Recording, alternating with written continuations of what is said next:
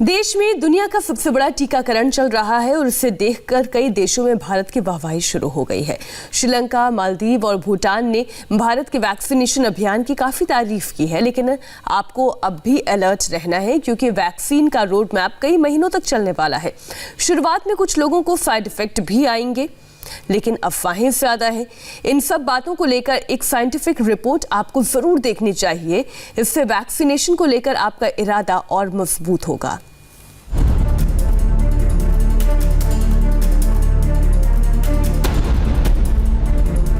India का vaccination अभियान America, Britain और फ्रांस जैसे देशों का रिकॉर्ड तोड़ रहा है। पहले 2 दिनों में ही रिकॉर्ड लोगों को टीका लगा दिया गया है। पहले दिन पूरे भारत में 2,07,000 से ज्यादा लोगों को वैक्सीन लगाई गई थी, जबकि दूसरा दिन रविवार यानी छुट्टी के दिन भी 6 राज्य में लोगों को टीके लगाए गए और 17,000 से ज्यादा लोगों को वैक्सीन दी गई। यानी पहले 2 दिनों में ही भारत में करीब 2.25 लाख लोगों को वैक्सीन की पहली डोज दे दी गई है। स्वास्थ्य मंत्रालय का दावा है कि पहले दिन के हिसाब से भारत में अमेरिका, फ्रांस और ब्रिटेन से भी ज्यादा लोगों को वैक्सीन दी गई है। जाहिर है कि आबादी के लिहाज से भारत इन देशों से कई गुना बड़ा देश है और आने वाले दिनों में भारत वैक्सीनेशन में लीडर बनने जा रहा है। शुरुआत में करीब 450 लोगों को वैक्सीन के बाद हल्की दिक्कत महसूस हुई, जबकि सिर्फ 3 लोगों को अस्पताल में भर्ती कराना पड़ा और वो भी बाद में डिस्चार्ज कर दिए गए। यानी भारत में वैक्सीनेशन की शुरुआत बहुत पॉजिटिव हुई है। उत्तर प्रदेश के मुरादाबाद से खबर आई थी कि एक वार्ड बॉय की वैक्सीनेशन के बाद मौत हो गई, लेकिन पोस्टमार्टम में पता चला कि 46 साल के महिपाल सिंह की मौत हार्ट अटैक से हुई है। महिपाल सिंह को शनिवार को टीका लगाया गया था और रविवार को उनके सीने में दर्द और सांस लेने में परेशानी हुई थी।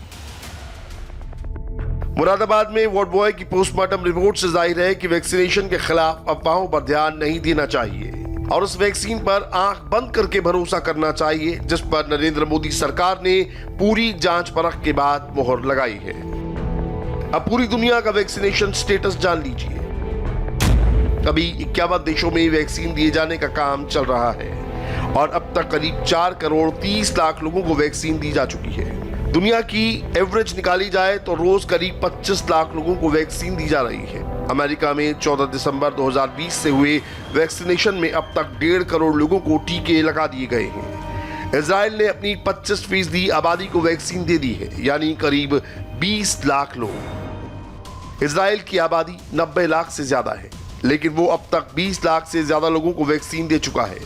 इजराइल में अब भी लॉकडाउन लगा हुआ है क्योंकि वहां कोरोना का संक्रमण हाल में बहुत तेजी से फैला है, लेकिन साथ में वैक्सीनेशन का काम बहुत ही तेज रफ्तार से चल रहा है।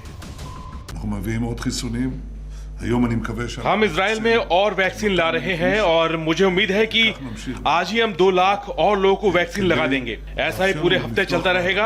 हमें देश को दोबारा पूरी तरह खोलने के लिए ऐसा करना ही होगा ताकि फिर से जिंदगी सामान्य तौर पर चलने लगे। इसके साथ में हमें यह भी देखना होगा कि संक्रमण का अभी स्टेटस क्या है, क्या हमें और पाबंदियां लगानी चाहिए या नहीं। ये फैसला हम इसी हफ्ते ले लेंगे और फिर पूरे इजराइल को इसकी जानकारी दी जाएगी। ब्रिटेन की सरकार का दावा है कि हर मिनट 140 लोगों को टीके लगाए जा रहे हैं। लोग गाड़ी में आ रहे हैं और वहीं बैठे बैठे उन्हें इंजेक्शन लगाया जा रहा है। ये ग्रेट मैनचेस्टर की तस्वीरें हैं। स्टेडियम और कन्वेंशन सेंटर्स को वैक्सीनेशन सेंटर बना दिया गया है। ब्रिटेन में अब तक 35 लाख लोगों को वैक्सीन लगाई जा चुकी है। वहां अभी 2 वैक्सीन दी जा रही हैं। एक है अमेरिकी फाइजर और दूसरी है ब्रिटेन की ही ऑक्सफोर्ड वैक्सीन कोविशील्ड। ब्रिटेन में 250 अस्पतालों में वैक्सीनेशन सेंटर बनाए गए हैं। ब्रिटेन में 15 फरवरी तक 1.5 करोड़ लोगों को वैक्सीन लगाने का टारगेट रखा गया है और अभी वहां बुजुर्गों को वैक्सीन दी जा रही है। देखिए, हमारे पास अभी 3 पॉइंट का रोड मैप है और हमें पूरी उम्मीद है कि 15 फरवरी तक हम 1.5 करोड़ लोगों को वैक्सीन लगा देंगे। ये वो लोग हैं जिन्हें कोरोना से सबसे ज्यादा खतरा है और इनमें से 88% लोग वो हैं जिनकी कोरोना की वजह से जान जा सकती है। हम चाहते हैं कि उन्हें पहली डोज मिल जाए। इसके बाद हम 1 करोड़ 70 लाख लोगों को वैक्सीन देंगे और फिर हम 90% ऐसे लोगों का वैक्सीनेशन कर चुके होंगे जो हाई रिस्क जोन में आते हैं। हमारा टारगेट है कि हम सितंबर तक सभी वयस्क लोगों को पहली डोज दे दें। अगर हम ये काम पहले कर लेंगे तो बहुत अच्छी बात होगी, लेकिन अभी तो यही रोड मैप है। ब्रिटेन के सेलिसबरी में एक चर्च को वैक्सीनेशन सेंटर बना दिया गया है। ये पूरे ब्रिटेन में 250 अस्पतालों से अलग उन वैक्सीनेशन सेंटर्स में से एक है जहां लोगों को टीके लगाए जा रहे हैं। ब्रिटेन का अभी जोर अपनी बुजुर्ग आबादी को वैक्सीनेट करने पर है, जिनकी उम्र 70 साल से ज्यादा है और जो फ्रंट लाइन हेल्थ वर्कर है। मेरे ख्याल से मुझे पहले वैक्सीन नहीं दी जानी चाहिए, क्योंकि मैं समझती हूँ कि नौजवान लोगों को पहले वैक्सीन लगाई जाए।